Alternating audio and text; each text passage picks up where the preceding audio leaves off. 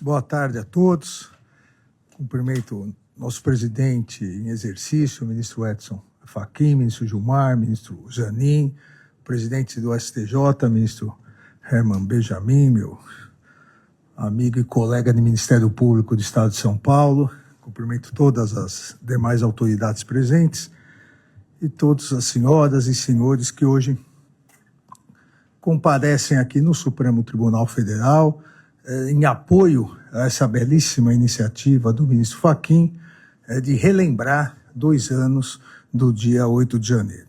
Há exatamente 2 anos, todos nós, e com certeza eu, Gilmar e Fachin, aqui presentes, o ministro Zanin ainda não era do Supremo Tribunal Federal, todos nós começamos a assistir os eventos de forma, eu diria, absolutamente apáticos.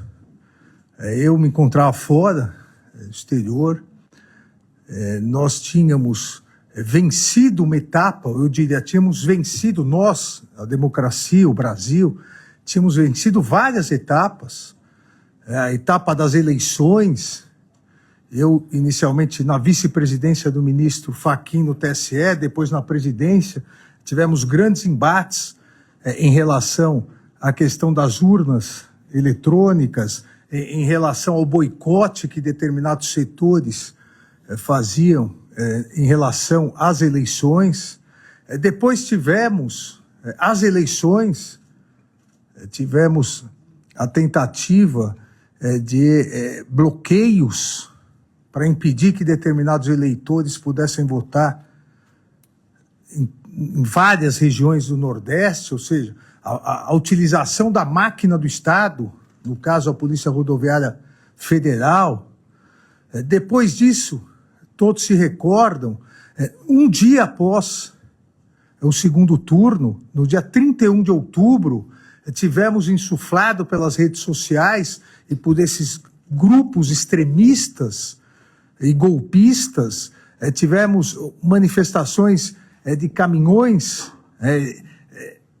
obstruindo as rodovias e a Polícia Rodoviária Federal novamente fazendo corpo mole. Houve a necessidade de determinação desse Supremo Tribunal Federal para que as polícias militares desobstruíssem. Isso um dia após o segundo turno. Ou seja, todo um desenrolar, todo um cronograma golpista. Mas prosseguimos, tivemos no dia 12 de dezembro a diplomação do presidente e vice-presidente eleitos, com queima de ônibus, invasão à Polícia Federal, ou a tentativa de invasão à Polícia Federal. Tivemos a tentativa de explosão do aeroporto, às vésperas do Natal, tudo feito por, entre aspas, patriotas, senhoras, donas de casa, trabalhadores, como se não houvesse um desencadeamento golpista. E vem a posse, um grande esquema de segurança, e com a posse, verdade é que todos nós achávamos que o golpismo, esse novo populismo digital extremista, tinha se dado por vencido. E nós erramos, porque não estava vencido e não está vencido.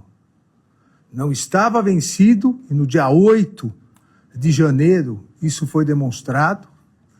Foi demonstrado, e já há as ações penais contra a cúpula da Polícia Militar do Distrito Federal, contra altas autoridades civis e militares,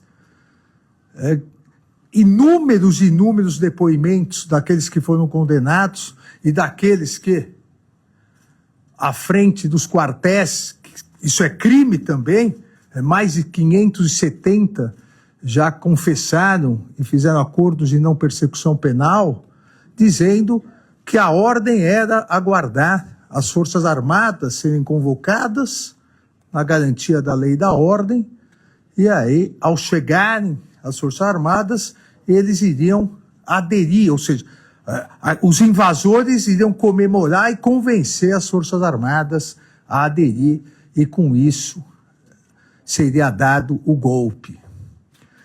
Não houve uma manifestação livre, não houve uma manifestação democrática, houve uma tentativa de golpe. Uma tentativa de golpe, como disse e lembrou o ministro Gilmar, filmada pelos próprios golpistas. O sentimento de impunidade e a loucura total das redes sociais fez com que os próprios criminosos se filmassem praticando os crimes e postassem, convocando novos criminosos a aderirem à tentativa de golpe.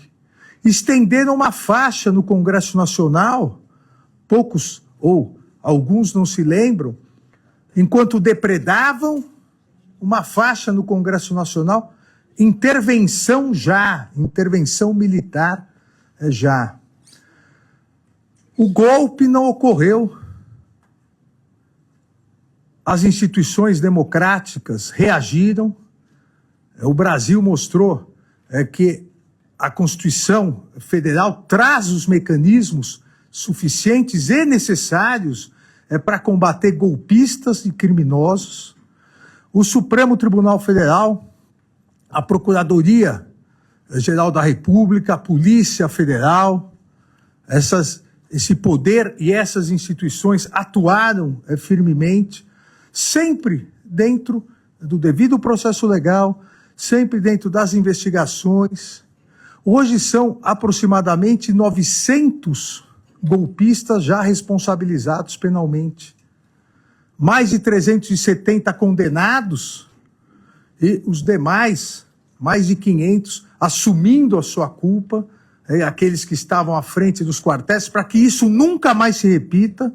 É importante deixar claro, e tem razão aqui o ministro Gilmar, quando diz que há necessidade de se equacionar a participação militar na política, como há necessidade, sempre houve de equacionar a participação de membros do Ministério Público na política, de policiais na política, de magistrados na política.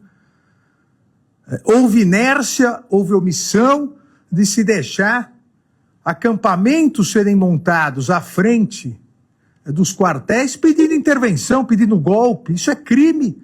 E hoje ninguém mais pode dizer que não sabe que isso é crime. Entre condenados por esses crimes de incitação e organização criminosa, por estarem à frente dos quartéis, e aqueles que confessaram e fizeram o acordo de não persecução penal, são quase 700 pessoas, 700 réus que tiveram a sua responsabilidade penal já reconhecida pela justiça brasileira. Agora, se nós olharmos para trás, nós temos que ver que a grande causa de tudo isso não foi debelada. A grande causa de tudo isso não foi nem regulamentada. Tudo isso surgiu a partir do momento que no mundo, não só no Brasil, a partir do momento que no mundo extremistas, e principalmente extremistas de direita, radicais de direita, se apoderaram das redes sociais para nelas, ou com elas, instrumentalizarem as pessoas no sentido de corroer a democracia por dentro. O que esse novo populismo extremista digital faz é corroer a democracia por dentro, fingindo que são democratas, fingindo que defendem a liberdade, e não por outros motivos, são as duas palavras mais utilizadas por esses criminosos, liberdade e democracia, fingindo que acreditam na liberdade, fingindo que acreditam na democracia, eles querem voltar à lei do mais forte.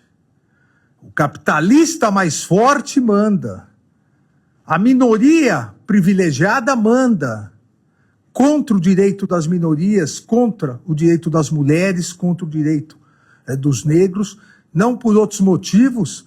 O discurso racista, nazista, misógino, esses discursos de ódio voltaram.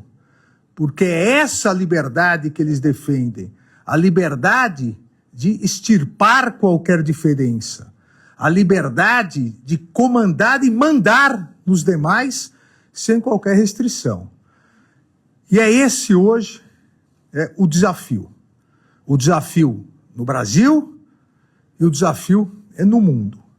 O desafio de não permitir que esses gigantes conglomerados, que são as Big Techs, com seus dirigentes irresponsáveis por achar que por terem dinheiro podem mandar no mundo,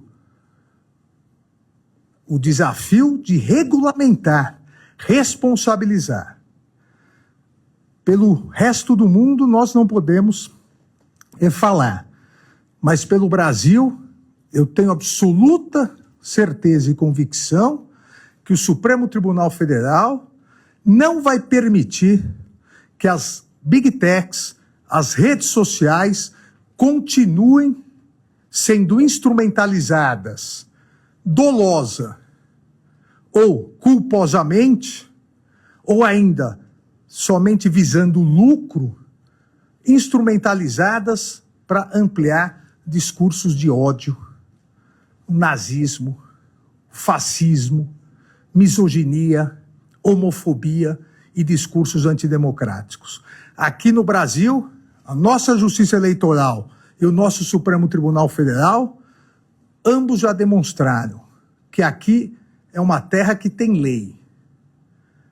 As redes sociais não são terras sem lei. No Brasil, só continuarão a operar se respeitarem a legislação brasileira, independentemente de bravatas de dirigentes irresponsáveis das Big Techs. Obrigado e viva a democracia.